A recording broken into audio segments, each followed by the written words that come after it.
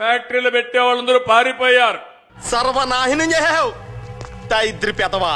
మళ్ళీ నేను వాళ్ళకి చెప్పి వాళ్ళందరినీ కూడా ఒప్పిస్తున్నా. దెబ్బ అదర్సు కదా. కొంతమంది అడుగుతున్నారు, మీరుంటే మాకే బాధ లేదు.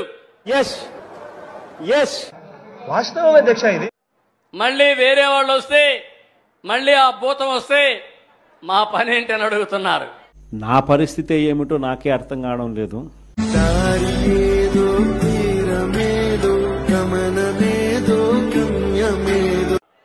నేను ఒకటే చెప్పాను, ఆ భూతాన్ని రాజకీయంగా సమాధి చేసే బాధ్యత, భూస్థాపితం చేసే బాధ్యత మా ప్రజలది. వాడి ప్రేతాత్మ ఎప్పటికీ బయటికి రాకుండా వాడి సమాధి చుట్టూ కట్టించింది జేజమ్మ. మళ్ళందరినీ కాపాడడానికి వచ్చిన మహాకాళిలా కనిపించింది.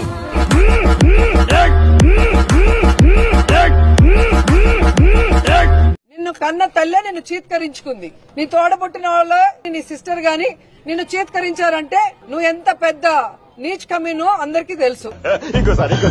నువ్వు ఎంత పెద్ద నీచ్ కమీనో అందరికీ తెలుసు. నన్ను అవలగానే చేయడంలా నువ్వు ఒక శాడిస్టిక్ సంతృప్తి పొందుతున్నావు, నాకు అర్థమైంది. ఓకే, అట్లనే కానిద్దాము, నో ప్రాబ్లం. మాజీ మంత్రి రోజాపై ఎమ్మెల్యే గాలి భానుప్రకాష్ ఫైర్ అయ్యారు. వీళ్ళ సంగతి నాకు తెలియదు కానీ ఛాన్స్ ఇస్తే నేను ప్రూవ్ చేస్తా. దమ్ముంటే రోజా కాణిపాకం వచ్చి ప్రమాణం చేయాలని సవాల్ విసిరారు. టైం నువ్వు చెప్పినా సరే, నన్ను చెప్పమన్నా సరే సిద్ధమన్నారు.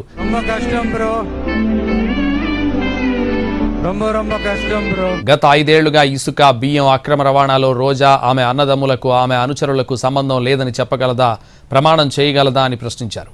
నేను పెద్ద లపాకి, చాలా పెద్ద లపాకి. దాచిపెట్టి ఆస్తులు కొని ఇవ్వాలని ఆస్తులు ఎంత అనేది దగ్గరలో ప్రతి ఒక్కరికి తెలుసు. ఒకసారి చూద్దామా? వద్దులేండి ప్లీజ్, ఒకసారి చూద్దాం. వద్దు, నా కోసం ఐఎమ్ హంబుల్ రిక్వెస్టింగ్. నువ్వు 3,000, 2,000 రూపాయలకి చేయి చాచిన రోజుల నుంచి ఇవాళ 2,000 కోట్ల దాకా పోయావు.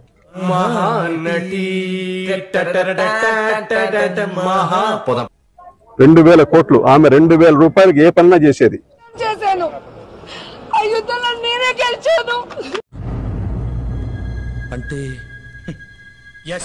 అలా అంటాను. వాళ్ళు 2,000 కోట్లు పోయింది. నువ్వా నీతులు చెప్పేది? ఎక్కడే జరిగినా నన్నెట్టున్నారే మీరు. నటించకో.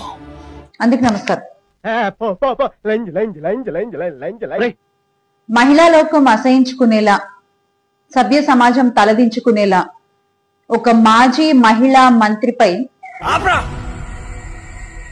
నువ్వు కూడా ఫిలాసఫీ చెప్తే అంత దరిద్రంలో నేను లేడు. ఈ రోజు నగరి ఎమ్మెల్యే గారు చేసినటువంటి వ్యాఖ్యలు, అవి వింటే ఏం మాట్లాడాలో తెలియని పరిస్థితి. నువ్వు కనపడవు గానీ పెద్ద నిప్పవే. చాలా పెద్ద నిప్పండి. అంటే ఒక విషయం అడగాలనుకుంటున్నాను గౌరవ నగరి ఎమ్మెల్యే గాలి భానుప్రకాష్ గారు. ఏంటి వాట్స్ యువర్ ప్రాబ్లం? ఏం మాట్లాడారు మీరు?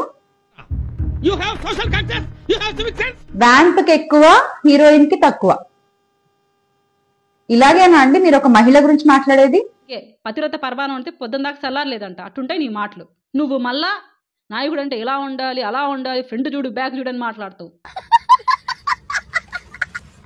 ఒక ఎక్స్ మినిస్టర్ గురించి మాట్లాడేది ఇలాగేనా మీరు? ఇంకేమన్నారు? 2,000కి ఏ పనన్నా చేస్తుంది. తెలియకడుగుతున్నాను, ఇదో బతుక చెప్పండి అని చెప్పి మార్కెట్ లో టాకా? ప్రపంచం తల్లకిందులైనా ఈ రోజు రాత్రి దాన్ని అనుభవించాలి.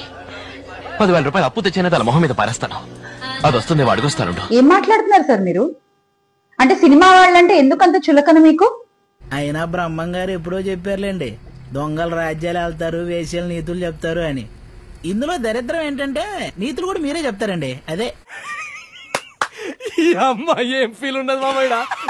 మీరు ఇలా మాట్లాడడం ముమ్మాటికి తప్పే. చెప్పేటివన్నీ శ్రీరంగ నీతులు, చేసేటివన్నీ దొమ్మల గుడిసెల్లకు దొరకడం. ఒక ఊరపందికి సారా గంజాయి పోయించి ఒక ఊరపందిని దాడి చేయించడానికి, అత్యాయత్నం చేయడానికి, అవమానించడానికి పచ్చిగా బూతులు తీయడానికి ఒక ఊర పందిని వదిలారో ఆ ఊర పందిని సంతలో పందిని కట్టినట్టు కట్టే రోజు కూడా వస్తుంది. ఊహిస్తేనే భయంకరంగా ఉంది.